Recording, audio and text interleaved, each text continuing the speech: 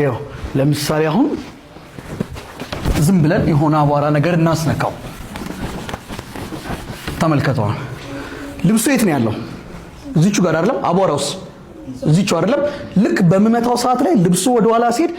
እዚህ ላይ ያለው አቧራ ደግሞ ይቃወማል ወደ ኋላ አልሄድም ይላል ያኔ ቦነነ ይባላል አይቷል አልሄድም ሲል ቦነነ ይባላል this is also one of the example of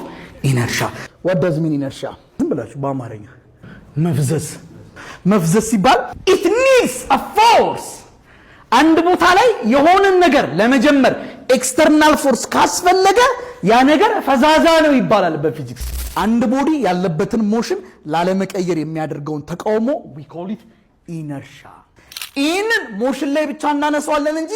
ሪያሊቲ ህይወታችን ላይ ብንገባ ለውጥን ሰውነታችን ቶሎ አይቀበለውም መልካምም ቢሆን መጥፎም ቢሆን ሬዚስት ያደርጋል ፎር ኤግዛምፕል